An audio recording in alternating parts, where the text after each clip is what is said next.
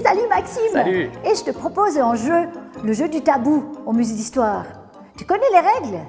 Oui, je dois te faire deviner des objets sans utiliser certains mots, c'est ça?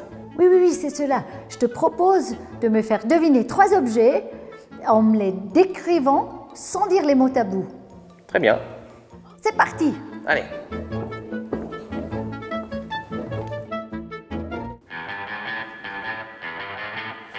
Mon premier objet a été retrouvé par mes collègues archéologues dans la région de Tannay, en dessus de Vouvry, dans le Chablais. Ce sont les restes d'un être vivant qui a vécu il y a de nombreuses années. Ah, je sais, un dinosaure. Non, quand même pas si vieux. Cet objet était une armure que notre être vivant portait sur le dos. Un chevalier. Non, cette armure ne couvrait ni un être humain, ni un végétal. Les archéologues ont trouvé cet objet dans un trou creusé dans la montagne, où les hommes se sont réfugiés il y a de cela très longtemps. Ils ont utilisé ce qu'ils ont ramassé et chassé pour fabriquer leurs outils et les objets de la vie quotidienne. Ah, ça pourrait être une corne à boire, comme celle utilisée par les Vikings. Non, mais tu es sur la bonne piste. Cette protection était probablement utilisée par les gens à l'époque pour présenter leur nourriture. Et dis-moi, Maxime, et ça pourrait être un plat? Exactement. Allez, je te donnais un petit indice. La bête qui portait cette protection sur le dos avançait très lentement. Ah, une tortue. C'est une carapace de tortue, de l'âge de pierre, utilisée comme plat pour la nourriture. Tout à fait.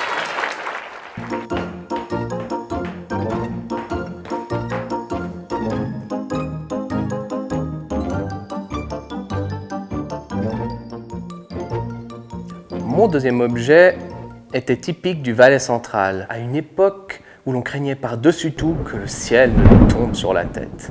Il n'est pas de forme carrée. Il est rond alors? Tout à fait. Il était porté sur une certaine partie du corps. Est-ce que c'est une bague alors? Non, ou alors celle d'un géant.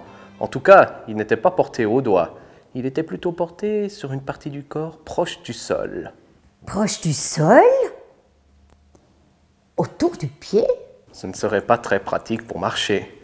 Non, il était porté en dessus du pied. Ah, à la cheville. Exactement. Les femmes de cette époque portaient cet objet pour affirmer leur statut social, donc leur richesse, et leur appartenance à un groupe, comme une mode. D'ailleurs, la femme qui possédait cet objet faisait partie du peuple qui a fondé la ville de Sion. Et la particularité de ce peuple était de décorer ces objets avec des motifs qui font penser à des têtes d'animaux. Voyons, quel animal pourrait représenter la ville de Sion? Un bouquetin?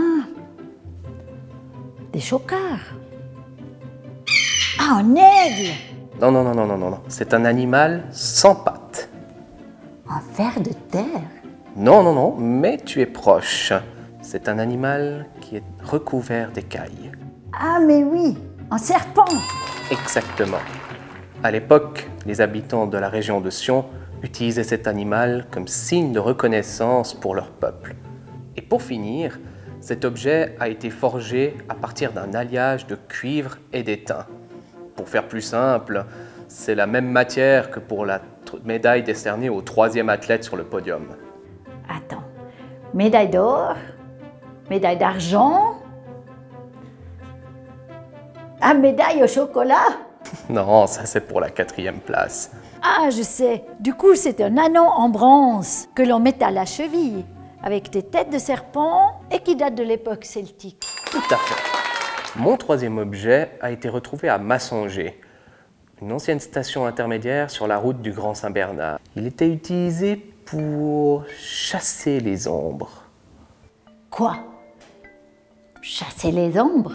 Plutôt pour voir clair pendant la nuit.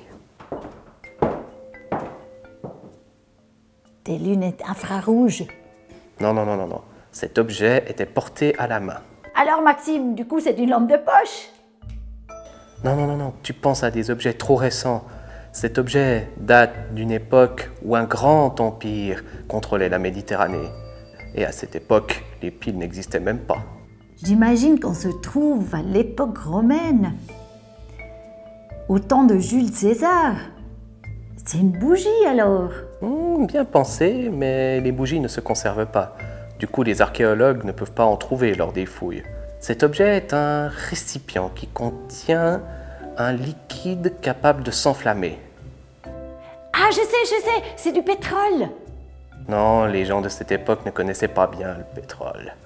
C'est un liquide également utilisé en cuisine. Hein, du sirop? Du vinaigre, ça brûle le vinaigre. Mais si, c'est l'huile, une lampe à huile. Exact. Cet objet est assez luxueux car normalement on le construisait à partir d'argile. Mais celui-ci a été fabriqué avec la même matière que les anneaux de cheville. Sur sa poignée est représenté un animal sur lequel on pouvait voyager. Un âne? Non. Allez, imagine une licorne, mais sans cornes. Ah, bien sûr, un cheval. Ah, j'ai trouvé. C'est une lampe à huile, en bronze, avec une tête de cheval sur la poignée. Et datée de l'époque romaine. Exactement.